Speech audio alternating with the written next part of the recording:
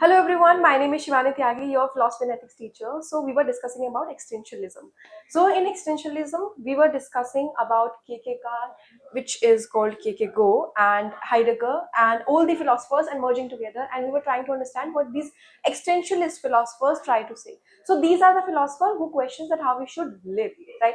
So when all the philosophers were questioning that how, like, what life is like, what this world is like, what atoms are, what gravity is, what science is, what logic is, then these philosophers came and they started questioning that how it feels to exist, how we should exist, on what basis we should make choices. So these were the questions that these philosophers asked, and even today their philosophy is relevant.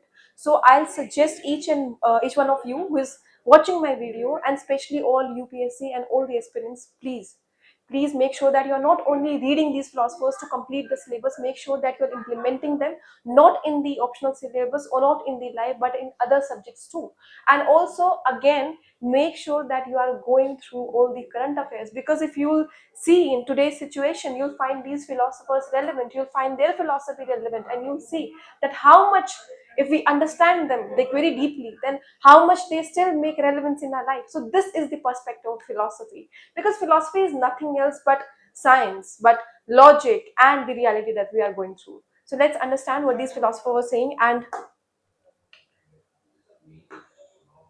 so we understood that how they said that first of all existence came and then essence comes. So by this they want to make this point that choices is ours, how we are living, what choices are we are making, what actions we are doing is nothing else but is our responsibility. So this is what these philosophers Kierkegaard is like trying to explain us. So in the last class we understood what authentic and inauthentic is. Now let's understand what Heidegger's being in the world means. So basically, he gave the philosophy of Dyson, which says that human existence as being in the world. We are always in a context, not isolated thinkers.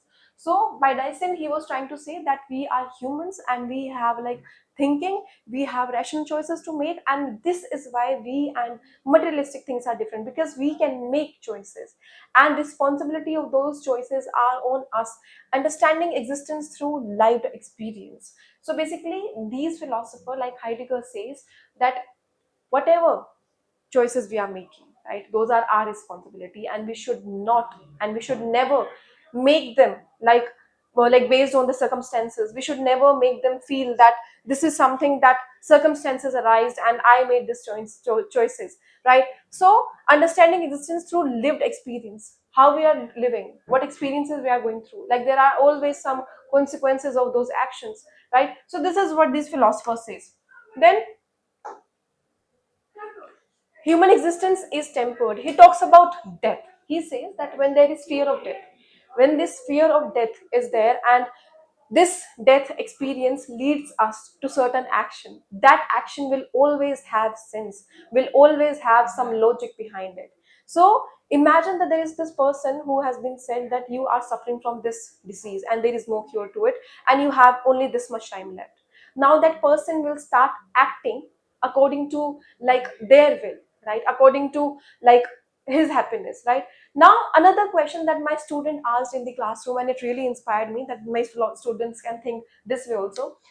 I explained you what authentic and inauthentic is. So do tell me, when that person, after realizing that he's going to like die, will and he's going to like pursue certain actions, he's going to do something, so will that be authentic or inauthentic? Because things might be that he want to make society happy, or things might be that he want to like make himself happy, right? So what action will it be, on what category will put it, right? So he says that time shapes meaning of existence. So we know that we'll die once. So difference between morality and immorality is very necessary. We are going to die one day. This fear, this essence in us, this this the fear of like existence, this makes us think more logical. This tells us that we have to act accordingly, and this is why rules and regulations are. So this is what he says, that fear of death is very necessary, because then we try to act accordingly. Then Sartre talks about freedom and anguish. Now, when we are talking about freedom, right? Freedom is there, so it's very obvious that we'll have responsibilities too. And now with that responsibilities, we'll have anguish. right? Certain emotions will be generated, right? And that emotion will lead some more actions. So it's more like a bread, right?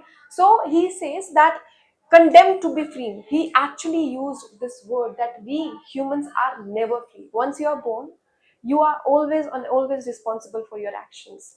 You are not only responsible, you have to take actions. And this is why he says, with those actions, you will have responsibilities. So humans are condemned to be free. They are never free, cannot escape responsibilities. Once you are born, you have to take actions, and with that actions come responsibilities, and with that responsibility comes anguish, right? Certain feelings. So this is what he says, that this is like a chain, like a web, and you are in this web. Once you are born, you are there, you are existing, you have to take responsibilities.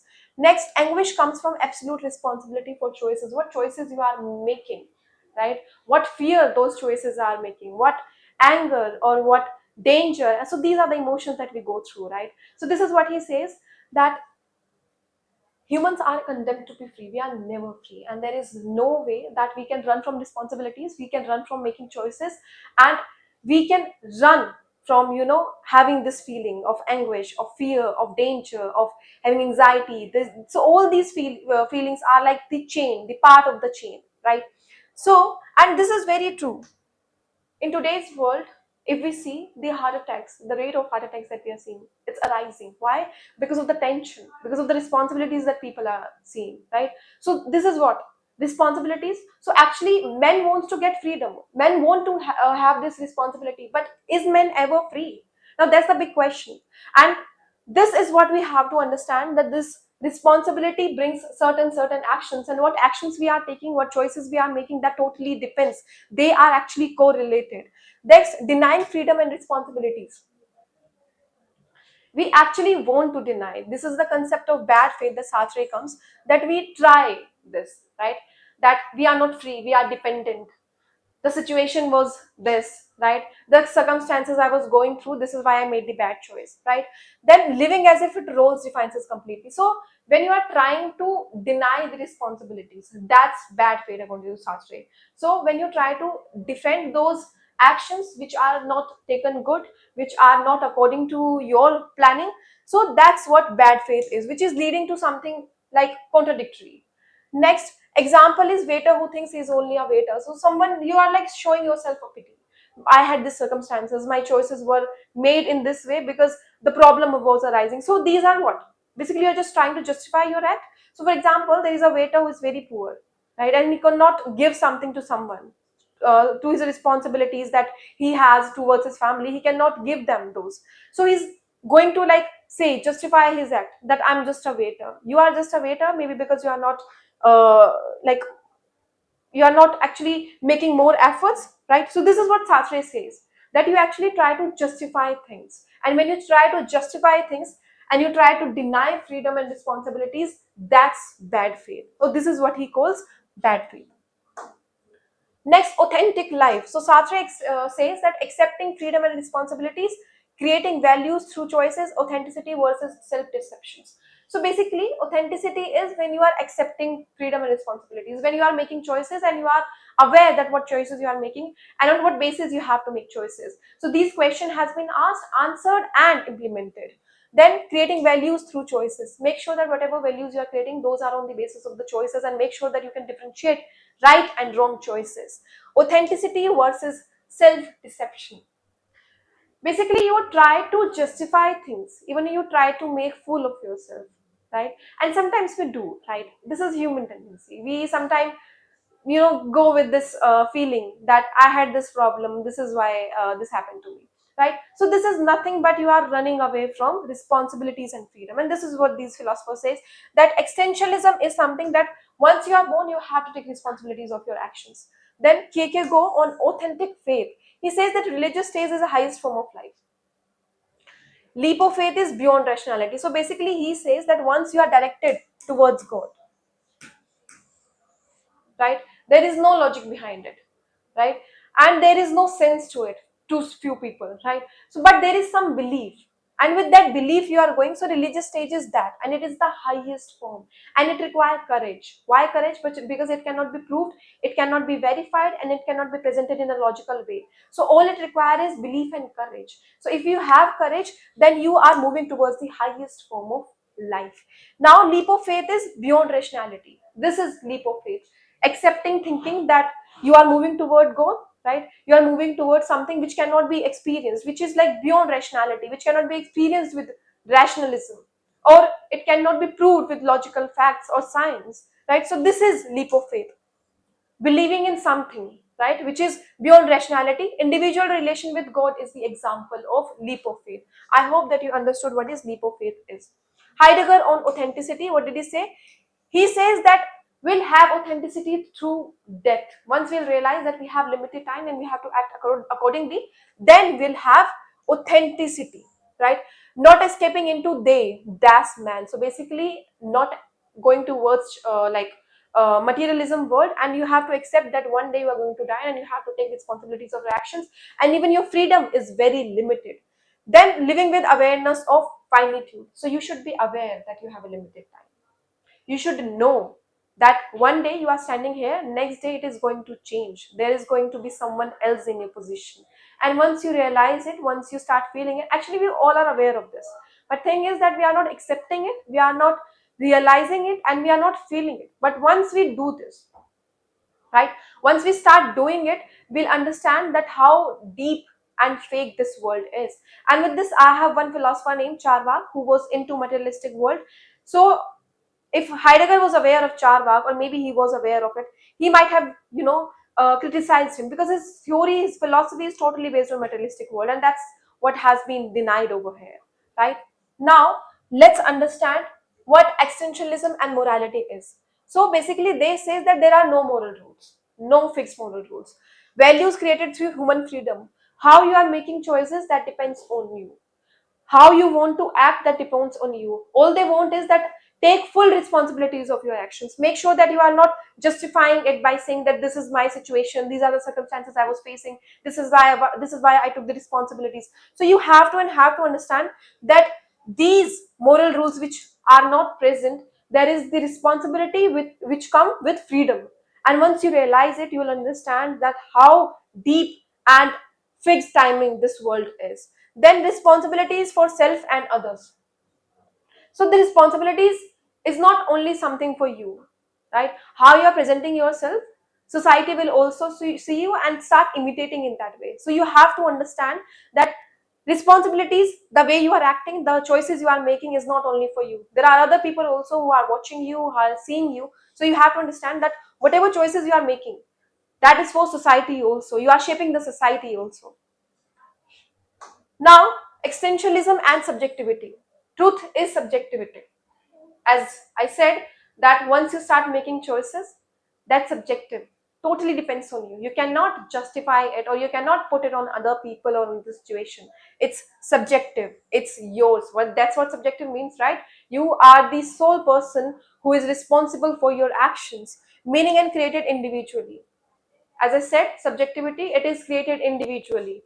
Then against universal rational systems, there is no rules and regulations.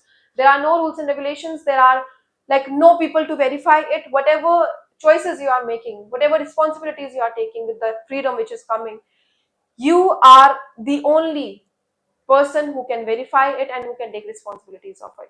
So there is no rational system. Now, I want to ask you a question. Is it possible that a society with no rules and regulation, everyone is making subjective choices? Is it possible? I don't think so.